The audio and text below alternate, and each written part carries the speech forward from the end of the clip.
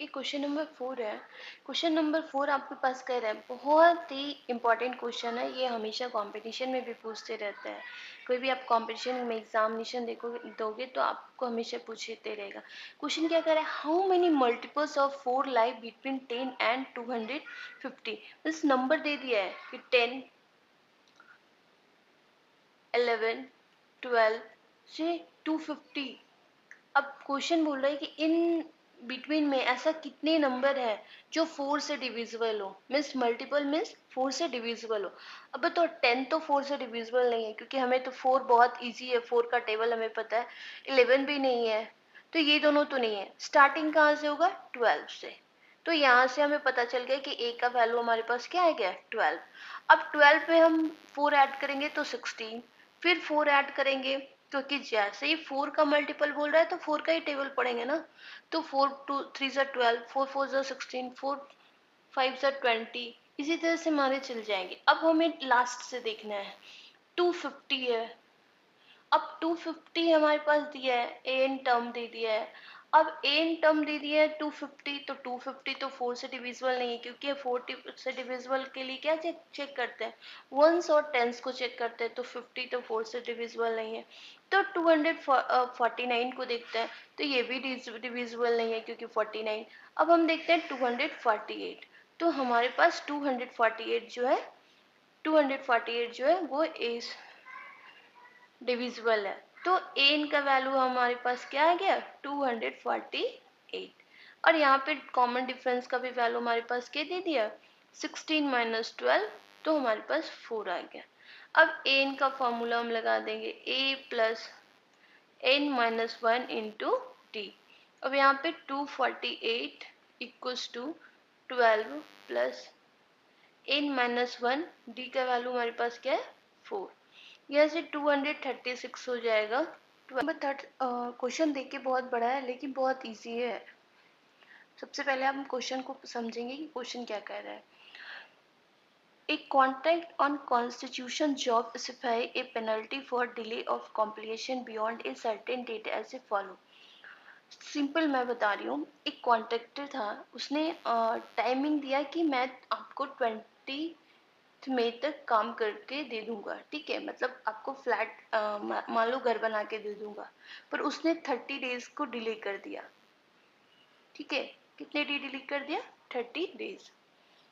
तो इसने तो जो ऑनर है उसने बोला कि अगर आपने, मेरा डेट जो है 20 डेज है, अगर आपने फर्स्ट डे, अगर आप 20 की जगह 21 देते हो, तो मैं आपको 200 रुपीज़ चार्ज दूंगा। मीन्स पेनल्टी करेंगे, फाइन मारेंगे। फिर अगर आपने सेकेंड डे नहीं दिया, मान लो 20 का 22 को भी नहीं दिया, तो हम आपको 250 रुपीज़ चार्ज करेंगे। अगर थर्ड डे भी आपने नहीं दिया, तो हम आपको 300 चार्ज करेंगे। इसी तरह से सो ऑन। तो आपने 30 डेज में नहीं दिया, मीन्स इस तरह से हमारे पास 30 डेज में नहीं है। तो क्वेश्चन पूछ रहा है कि what is 30, means sum of 30 days में उसने कितने रुपीज का पेनल्टी दिया, मीन्स कितने रुपीज उसने फाइन किया। अब आपको पता है कि एसिन का फॉर्मूला हमारे पास दो होता है। एक फॉर्मूला होता है n/2, 2a plus n minus 1 into D. दूसरा एसिन का फॉर्मूला होता है n/2 first term and last term. ठीक है, ए एन मीन्स होता है लास्ट टर्म। चाहे आप ये यूज कर लो, चाहे आप ये यूज कर लो। अब यहाँ से मैं बता रही हूँ आपको कि ए का वैल्यू हमारे पास दे दिया है 200। ठीक है, कॉमन डिफरेंस का वैल्यू क्या हो जाएगा, 250 माइनस 200 मीन्स 50 रुपीज। अब हमारे पास n का भी वैल्यू दे दिया, n का वैल्यू क्या हो गया, 30 डेज। अब इस 30 का फॉर्मूला से हम फर्स्ट फॉर्मूले में लगा रहे हैं, तो यहाँ होगा 30/2 and 2 into A first term, 2 into 2 200 plus n 30 minus 1 into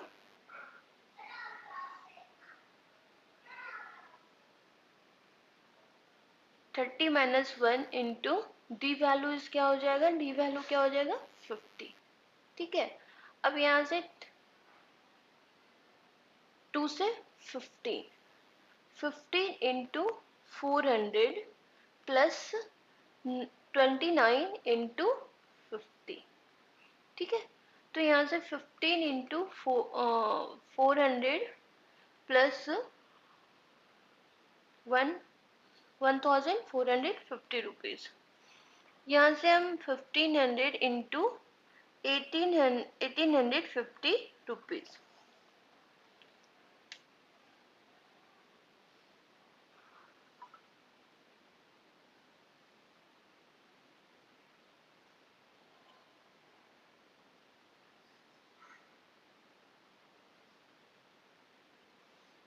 तुम्हारे पास क्या आ जाएगा, 27,750 रुपीज़ उसने क्या किया, 27,750 रुपीज़ उसने क्या किया, पेनल्टी दिया, ठीक है। आप सेकेंड फॉर्मूला से भी निकाल सकते हो, ऐसा कुछ नहीं है। आप कोई भी जब भी कॉमन डिफरेंस दिया रहेगा तो फर्स्ट फॉर्मूले यूज़ करेंगे। जब हमारे पास लास्ट टर्म दिया रहेगा, फर्स्ट टर्म दिया रहेगा, तो हम सेकेंड फॉर्मूले को यूज़ करेंगे। हमारे पास अर्थमेटिक प्रोग्रेशन में 3 ही फॉर्मूला है, इसी 3 फॉर्मूले में पूरा खेल है। थर्ड फॉर्मूला है an equals to a plus n minus 1 into D. इसी से हमारा तीनों फॉर्मूला ही यूज होता है। बस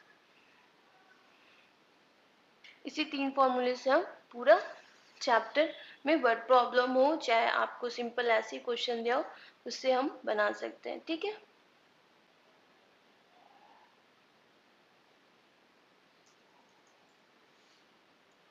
अब हमारे पास यहाँ पे n माइनस 1 इंटू 4 आ जाएगा 236। यहाँ से 4 से हम निकालेंगे तो 4 5 एंड 4 9 तो n माइनस 1 हमारे पास आ जाएगा 59। तो n का वैल्यू क्या आ जाएगा, 59 plus 1 means 60। Means n value हमारे पास क्या आ जाएगा, 60।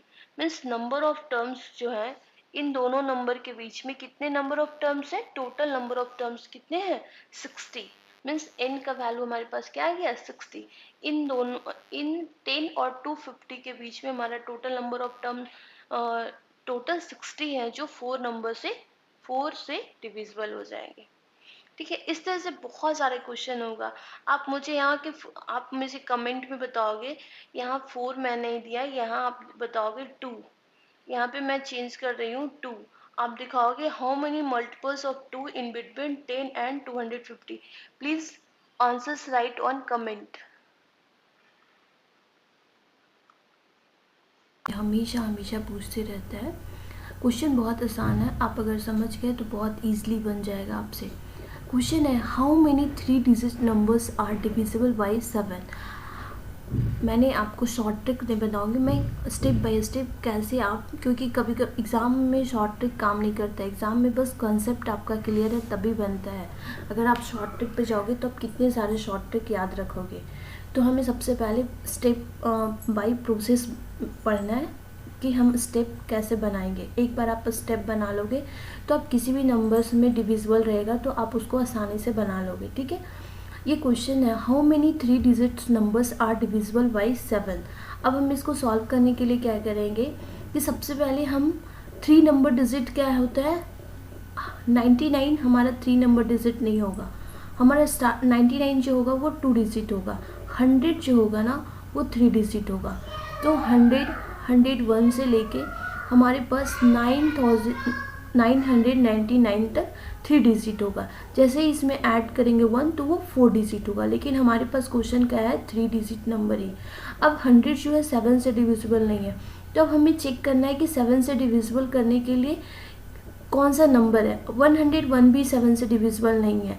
क्यों? क्योंकि हम कैसे चेक करते हैं, 101 है ना, तो 101 को जो यूनिट प्लेस वंस प्लेस पे सबसे पहले उसमें 2 मल्टीप्लाई कर देते हैं और उस जो नंबर बचा है उसमें सबट्रैक्ट करते हैं। मीन्स 10 माइनस 2 तो 8 आ जाएगा। तो 8 7 से डिविजिबल नहीं है। नंबर आना चाहिए आफ्टर सबट्रैक्टिंग या तो 0 या multiple of 7, multiple of 7। Okay, तो हमारे पास नंबर क्या हो जाएगा, सबसे फर्स्ट नंबर क्या हो जाएगा 105 और 100, फिर इसमें हम 7 ऐड करेंगे तो 112। सो ऑन हमारे पास 994, ठीक है। अब आप बताओगे कि ये आपने कैसे बोल दिया कि 994। अब हम 994 को ही चेक करते हैं कि ये नंबर 7 से डिविजिबल है कि नहीं। सबसे पहले 4 जो नंबर है उसमें 2 मल्टीप्लाई कर दो, तो 4 2 सा 8, तो 99 जो है उसमें 8 सब्ट्रैक्ट करेंगे तो हमारे पास क्या हो जाएगा 91।